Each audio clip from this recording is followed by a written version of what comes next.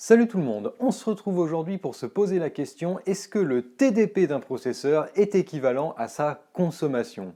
En effet, il m'est arrivé dans des vidéos précédentes de dire que le TDP d'un processeur c'était quasiment équivalent à sa consommation. Ce à quoi certains ont réagi pour me dire que non, le TDP d'un processeur c'était une valeur qui était généralement inférieure à la consommation du processeur. Mais est-ce que c'est vraiment le cas? Bien sûr, on s'intéresse uniquement au processeur en lui-même, on ne s'intéresse pas à ce qui va... D'accord. Donc on s'intéresse uniquement à la consommation du processeur en lui-même. Donc on s'intéresse à la consommation du processeur en lui-même. On oublie les éléments qui vont autour et notamment la carte mère et le bloc d'alimentation. Donc la question qu'on se pose c'est est-ce que le TDP qui est donc la quantité de chaleur produite par le processeur, est équivalent à sa consommation électrique. Pour ça, il faut s'intéresser à qu'est-ce qui rentre et qu'est-ce qui sort de notre processeur. J'en profite pour rappeler une règle de base de la physique, on ne peut pas créer d'énergie et on ne peut pas faire disparaître d'énergie. Donc tout ce qui rentre ressort forcément sous une forme ou sous une autre. En entrée, on a quoi? Eh bien, on a bien sûr des signaux électriques qui transportent des données vers le processeur et on a bien évidemment l'alimentation, c'est-à-dire une tension comprise entre 1 et 1,5 volts environ et qui peut monter à plusieurs dizaines, voire plus d'une centaine d'ampères. Et qu'est-ce que l'on a en sortie de notre processeur? Eh bien, on a bien sûr, là encore, des signaux, des données qui ont été traitées par le processeur. Les signaux en eux-mêmes ne contiennent pas de puissance puisque c'est justement du signal, c'est pas de la puissance. Et puis comme on en a en entrée et en sortie, on peut quasiment dire qu'ils s'annulent. Et on a également de la chaleur. Chaleur que l'on doit évacuer par le système de refroidissement. Mais c'est tout. Un processeur ne produit rien d'autre. Il ne produit pas de lumière, il ne produit pas de son, il n'y a pas de partie mécanique, il n'y a pas de mouvement. La seule chose que fait un processeur, c'est du traitement de données. Donc toute la puissance que l'on envoie par l'alimentation en entrée, en théorie, se retrouve en sortie sous forme de chaleur. Voilà pourquoi on peut en théorie considérer que le TDP d'un processeur, c'est à peu de choses près l'équivalent de sa consommation. Maintenant, qu'en est-il dans la réalité? Eh bien, je propose d'aller faire une petite expérience. Pour ça, on va utiliser ma table de bench. Donc j'ai actuellement d'installer dessus un Core i7 3770 qui est donné pour un TDP de 77 watts. Donc l'idée maintenant, c'est de mesurer la consommation du processeur. Alors la carte mère en elle-même est capable de nous donner des informations sur la consommation du processeur, mais ces infos ne sont pas toujours très précises. Donc on va aller nous-mêmes la mesurer. Pour ça, on va faire deux choses. On va d'abord mesurer la consommation totale du système. Ça ne veut pas dire grand-chose puisque ça comprend la consommation de tous les éléments de notre PC, mais ça nous donnera toujours une idée de la consommation complète. Et on va mesurer la consommation du processeur à partir de notre connecteur ATX 12 volts. C'est le connecteur qui alimente l'étage d'alimentation de la carte mère en 12 volts et le 12 volts est ensuite rabaissé vers une tension d'environ 1 volt pour alimenter donc le processeur en lui-même. Et pour mesurer la consommation, on va utiliser mon petit adaptateur bricolé qui va nous permettre de s'intercaler entre l'alimentation et la carte mère et de mesurer le courant qui circule. Courant qu'on va pouvoir mesurer avec un ampèremètre. Bien sûr, il faut prendre en compte le rendement de l'étage d'alimentation, puisque l'étage d'alimentation abaisse la tension, donc il effectue une transformation, donc on a des pertes. Et sur une carte mère comme celle-ci, on peut estimer les pertes à plus ou moins 10%. Aïe, putain. Le chiffre que l'on a là, c'est le courant en ampères qui est utilisé pour alimenter le processeur, donc actuellement environ 0,23 ampères. Je rappelle que la tension est imposée par l'alimentation, donc on est en 12 volts, et je rappelle également que la puissance en watts est égale à la tension en volts fois le courant en ampères. Donc il suffit de multiplier ce chiffre par 12 et on obtient la puissance en watts consommée par le processeur plus l'étage d'alimentation, c'est-à-dire 77 watts, c'est le TDP du processeur, plus environ 10%, donc ça veut dire qu'au maximum, ce chiffre devrait être autour de 85 watts.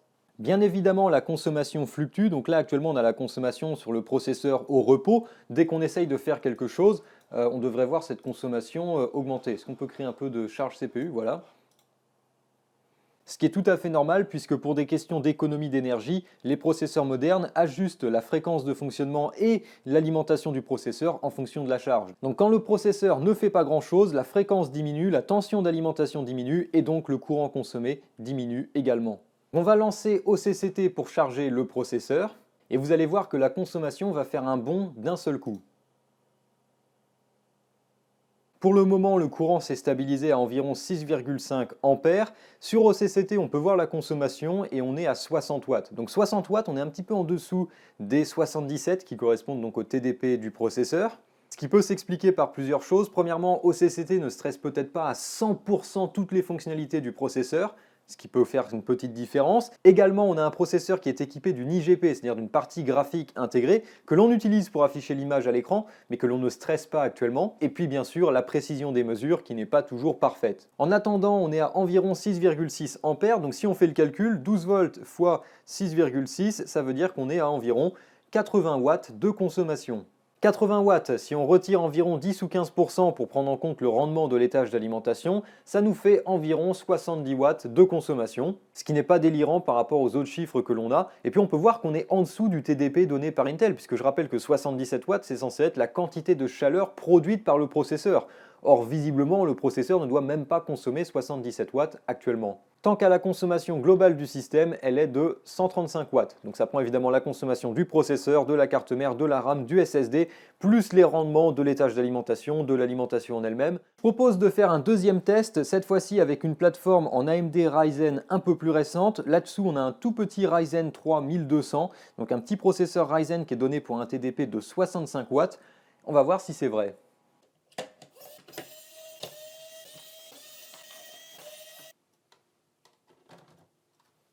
L'intérêt d'utiliser un AMD Ryzen, et d'ailleurs c'est le cas de celui-là, c'est qu'on n'a pas de partie graphique intégrée, on a uniquement un processeur. Donc les 65 watts de TDP, c'est vraiment les 65 watts pour le processeur. Alors il semblerait aussi que la définition du TDP chez AMD soit un peu plus précise que la définition du TDP de chez Intel, parce que Intel, à cause de ses dernières générations de processeurs, a un petit peu modifié la définition du TDP, et le TDP qui était censé être le maximum sous forme de chaleur que produit un processeur, c'est devenu un maximum moyen qui peut être dépassé dans certaines situations. Enfin, la définition est devenue absolument horrible. Tandis que AMD sur ses processeurs Ryzen se tient un peu mieux à ses promesses, donc quand AMD vous promet un TDP de 65 watts, c'est à peu près ce que vous avez.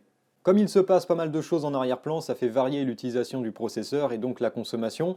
On va lancer le test. De toute façon, nous, on veut juste charger le processeur à 100%. Donc le test tourne, la consommation relevée maximale est d'environ 53 watts et sur le multimètre on a 5, on va arrondir à 5,3 ampères. Ça nous fait une consommation de 63,6 watts. Donc on est non seulement en dessous des 65 watts du TDP du processeur, mais en plus de ça on mesure la consommation encore une fois au niveau du 12 volts. Donc il faut prendre en compte le rendement de l'étage d'alimentation qui doit être un tout petit peu meilleur sur cette carte mère, puisque la carte mère est plus récente et les MOSFET qui sont utilisés sont un petit peu meilleurs. Je peux vous le dire parce que j'ai pris le temps de regarder, mais encore une fois, on se retrouve dans le cas où la consommation du processeur est finalement inférieure au TDP. On va pousser l'expérience un cran au-dessus en remplaçant notre petit AMD Ryzen qui est donné pour un TDP de 65 watts par un beaucoup plus gros AMD Ryzen, à savoir le 3700X. Donc Ryzen 7 3700X qui a 2 fois plus de cœurs, 4 fois plus de threads et qui est donné pour exactement la même consommation, ou en tout cas le même TDP. Le 3700X fonctionne, on est sous Windows, on a OCCT qui est prêt à être lancé. Encore une fois, on a exactement le même TDP qu'avec notre petit processeur précédent, donc on va voir comment ça se traduit en termes de consommation. Waouh, intéressant, pour la première fois on a un processeur qui consomme plus que le TDP annoncé, donc OCCT relève une consommation d'environ 74 watts, ce qui est déjà bien supérieur aux 65 watts de TDP. Si on regarde la consommation au niveau du courant, on est à environ 6,6 ampères, donc ça nous fait à peu près comme tout à l'heure avec le Core i7 3770, ça nous fait environ 80 watts. Je peux aussi vous dire que le processeur chauffe plus, mais c'est normal, on consomme plus. Niveau température, on est à 73 degrés. J'ai pas fait trop attention aux températures tout à l'heure avec le petit Ryzen 1200, mais je peux vous dire déjà que le ventirad tourne beaucoup plus vite. Donc c'est intéressant puisqu'on a vu deux cas de figure avec deux processeurs où la consommation relevée était inférieure au TDP et on est en train de voir un cas de figure où la consommation relevée est supérieure au TDP. Alors que peut-on tirer comme enseignement de notre petite expérience? Eh bien premièrement, les lois de la physique sont inviolables. Si votre processeur consomme plus, il chauffera plus. Et quand je parle de chauffer plus, je ne parle pas seulement d'une augmentation de la température. La température, elle est liée au système de refroidissement. Après, ça dépend de ce que vous avez installé sur votre processeur. Quand je dis qu'un processeur chauffe plus, c'est parce que la quantité de chaleur qu'il va produire, c'est-à-dire l'énergie sous forme de chaleur que va produire le processeur, va augmenter. Ça, c'est notre premier enseignement. Le deuxième, c'est que le TDP, ce n'est qu'une valeur indicative. Le problème, c'est que le TDP, qui au départ était défini comme le maximum en termes de chaleur qu'un processeur pouvait produire, la définition du TDP, elle a été modifiée au fil des années pour en arranger certains, n'est-ce pas Intel? Et donc aujourd'hui, le TDP n'est qu'une valeur indicative qui est censée vous aider à choisir le système de refroidissement pour votre processeur. Et comme on l'a vu, on a des processeurs qui peuvent être en dessous de leur TDP et on a des processeurs qui peuvent être au-dessus de leur TDP. Et de toute façon, de nos jours, la consommation d'un processeur varie énormément. Au repos, le processeur va diminuer sa consommation, en charge, celle-ci va augmenter. Avec les technologies de turbo qui permettent au processeur de monter à des fréquences plus élevées que leur fréquence de base, eh bien forcément, ça va également faire augmenter la consommation, mais souvent c'est pendant une période de temps limitée. Certains processeurs, et c'est le cas notamment du côté des AMD Ryzen, peuvent être dotés d'une technologie d'overclocking automatique. Donc si la carte mère le permet, si le refroidissement le permet, le processeur va automatiquement grimper en fréquence et du coup va pouvoir dépasser son TDP. Et enfin, la consommation va également varier en fonction de la charge CPU, du nombre de cœurs et du nombre de threads qui sont utilisés, ainsi que des jeux d'instructions qui peuvent être sollicités. Donc au final, est-ce que la consommation d'un processeur est équivalent à son TDP? Eh bien dans la théorie, oui, puisque ce qui est consommé est transformé en chaleur, mais dans la pratique, non, puisque le TDP n'est qu'un chiffre indicatif, et donc on est soit en dessous, soit au-dessus. En tout cas, voilà tout pour cette petite vidéo. Si vous l'avez aimé, n'hésitez pas à la liker, n'hésitez pas à vous abonner si ce n'est pas déjà fait, n'hésitez pas à commenter si vous avez quelque chose à dire. Vous pouvez également aller soutenir la chaîne en faisant un tour sur utip.io/goodwin. Le lien est dans la description. Et moi, je vous dis salut à tous et à la prochaine.